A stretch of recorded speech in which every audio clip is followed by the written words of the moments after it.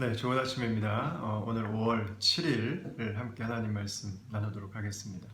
오늘 함께 나누실 하나님 말씀은 시편 7편 1절에서 17절까지 말씀이 되겠습니다. 오늘 말씀은 아주 굉장히 강렬한 이미지로 시작을 합니다. 1절과 2절 말씀을 보시면은요.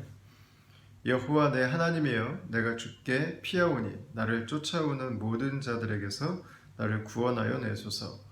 건져낼 자가 없으면 그들이 사자같이 나를 찢고 뜯을까 하나이다. 이렇게 시작을 하고 있습니다. 누군가 자기를 잡기 위해서 사자의 이미지를 사용한 것은 자신을 죽이기 위해서, 자신을 고통 가운데로 몰아넣기 위해서, 자신의 인생을, 삶을 파탄내고 산산조각내기 위해서 굉장히 강렬한 이미지를 쓰고 있는 것을 저희가 알게 되죠. 시인이 얼마나 불안했을지, 시인이 얼마나 두려웠을지, 시인이 가지고 있는 그 마음이 사자가 쫓아온다고 하는 표현 하나로 그대로 저희들에게 와닿고 있습니다. 시인이 더 억울할 수밖에 없는 것은 3절부터입니다. 여호와 내 하나님이여 내가 이런 일을 행하였거나 내 손에 죄악이 있거나 화친한 자를 악으로 갚았거나 내 대적에게서 까닭 없이 빼앗았거든 원수가 나의 영혼을 쫓아 잡아 내 생명을 땅에 짓밟게 하고 내 영광을 먼지 속에 살게 하소서. 셀라. 이렇게 이야기를 했습니다. 여러분 자신은 이런 일을 당할 일을 한 적이 없다는 것입니다. 그래서 더 억울하고 그래서 그 원수의 쫓아옴이 더 답답하고 그래서 그것이 내 삶을 더 이해할 수 없게 만드는 환경 가운데 지금 시인은 접해 있는 것입니다. 그 상황 가운데 시인은 6절부터 이렇게 고백을 합니다. 여호와여 진노로 일어나사 내 대적들의 노를 막으시며 나를 위하여 깨소서. 이렇게 이야기를 합니다. 이제 하나님께서 나를 보시고 하나님께서 나를 위해서 움직여 달라고 하는, 하나님께서 이제 나를 위해서 일하실 시간이라고 하는 것을 표현하고 있습니다. 주께서 심판을 명령하셨나이다. 민족들의 모임이 주를 두르게 하시고 그 위 높은 자리에 돌아오소서. 여호와께서 만민에게 심판을 행하시오니 여호와여 나의 의와 나의 성실함을 따라 나를 심판하소서. 이렇게 이야기를 하고 있습니다. 시인은 자신의 소망이 지금 다른 곳에서는 나올 수 없다고 하는 것을 알고 있습니다. 그래서 그는 하나님을 의지하고 있습니다. 그는 하나님만을 의지하고 있습니다. 그는 9절부터 이렇게 말합니다. 악인의 악을 끊고 의인을 세우소서. 의로우신 하나님이 사람의 마음과 양심을 감찰하시나이다. 나의 방패는 사람이 마음이 정직한 자를 구원하시는 하나님께 있도다. 하나님은 의로우신 재판장이시며 매일 분노하시는 하나님이시로다. 이렇게 표현을 합니다. 그는 하나님께서 의로우신 재판장이라고 표현을 합니다. 의로우신 재판장이신 하나님께서 악을 보시고 세상의 죄악을 보시고 나의 무죄함을 보시고 하나님께서 악을 끊으시고 이제 의인을 다시 의인의 자리에 세워달라고 하는 요청을 하고 있는 것입니다. 저는 이 부분을 보면서 두 가지 질문을 우리가 던질 수 있다고 생각합니다. 첫 번째는 이 1절부터 8절까지 나오는 이 시인의 자세가, 이 다윗의 자세가 과연 합당한가 하는 것입니다. 욥기를 읽어보면 욥이 자신이 당한 고난, 어려움을 놓고 친구들과 항변하면서 나는 아무 잘못이 없지만 내가 억울하게 지금 이 일을 당하고 있다고 이야기하는 것들을 저희들이 보지 않습니까? 지금 오늘 이 시편을 쓴 다윗의 모습이 바로 그렇습니다. 다윗은 하나님 앞에, 하나님의 율법 앞에 그는 온전하게 살았습니다. 그는 자신의 삶이 하나님 앞에 있기를 원했습니다. 그래서 그는 하나님 앞에 매 순간 그분의 뜻 안에 있기를 원했죠. 맞습니다. 여러분, 그러나 그렇다고 해서 우리가 우리의 완전함을 주장할 수 있을까라는 것입니다.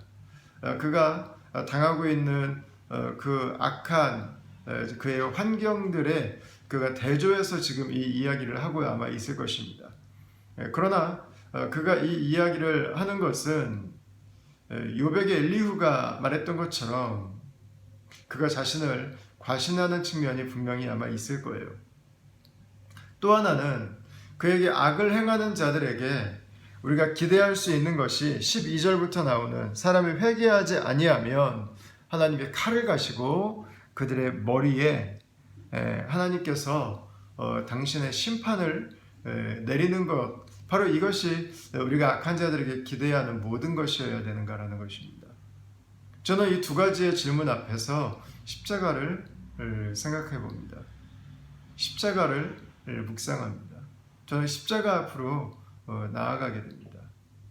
내가 완전한 의인이라고 자신 있게 이야기할 수 있을까? 여러분, 그렇게 말할 수 있는 사람은 아무도 없습니다. 우리가 하나님의 우리가 하나님 말씀 안에 살아가면 살아갈수록 우리가 깨닫게 되는 것은 나는 말씀에 합당치 않은 사람이라는 것입니다. 그러나 우리가 나의 의인됨을 하나님께 감사할 수 있는 타이밍이 있습니다. 그것은 예수 그리스도의 십자가에서 우리에게 보여주신 하나님의 자비 때문입니다. 하나님의 긍휼 때문입니다. 바로 그 하나님의 자비와 긍휼이 있기 때문에 예수 그리스도로 말미암아서 저와 여러분들이 하나님의 흠없는 하나님의 의로운 자녀가 된 것입니다.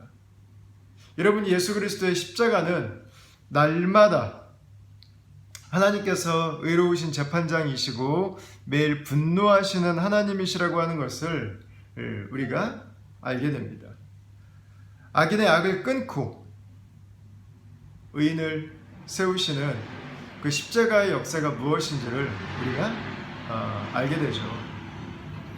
십자가 앞에서 우리는 하나님께서 매일 분노하시는 분이라고 하는 것을 깨닫습니다. 그 분노가 명확하게, 분명하게, 선명하게 드러나는 것이 바로 십자가죠. 십자가는 사랑입니다. 말로 다 할 수 없는 사랑입니다. 아들을 주신 사랑은 우리가 무엇으로도 설명할 수 없습니다. 그러나 또한 동시에 십자가는 하나님의 공의죠. 말로 다 할 수 없는 공의죠.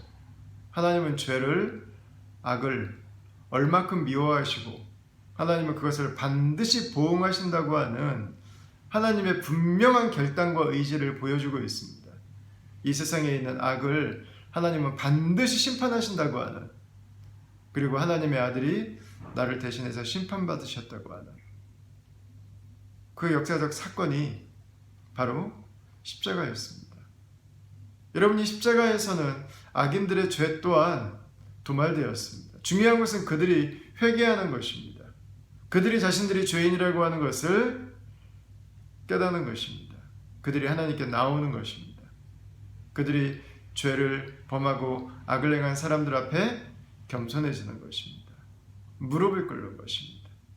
우리가 이 땅을 살아가면서 우리가 십자가를 바라본다면, 십자가를 목도한다면 우리가 당하는 악한 상황들이 있을 것입니다. 그리고 이 세상에는 여전히 불의한 일들이 자행되고 있습니다. 인권이 존중받지 못하고 있습니다. 노동권이 지켜지지 못하고 있습니다. 일한 만큼 월급을 받지 못합니다. 착취당하는 사람들, 학대당하는 사람들, 살해당하는 사람들이 오늘날 이 시대에도 끝없이 있습니다. 애매히 아무 잘못이 없이 문제를 직면해야 되고 가족들이 찢겨야 되고 내 삶에 파탄나는 일들이 세상에는 존재합니다. 여러분, 예수님께서 이 땅에 오신 이유는 나를 구원하시고 나를 하나님의 의로운 자녀로 부르시기 위해서입니다. 동시에 예수님께서 이 땅에 오신 이유는 하나님께서 이 땅에 하나님의 의를 선물해 주시기를 원하시고 하나님께서 이 땅 가운데 당신의 완전한 심판을 계획하고 계신다고 하는 것을 하나님 백성들이 선포하고, 또한 이 세상이 하나님의 의를 볼 수 있도록, 하나님의 의를 만날 수 있도록 저와 여러분들을 부르셨다고 저는 믿습니다. 그것이 십자가가 우리들에게 주는 메시지죠. 여전히 이 세상에는 회복되어야 되는 악이 있습니다. 여전히 이 세상에는 변화되어야 되는 삶의 모습들이 있습니다.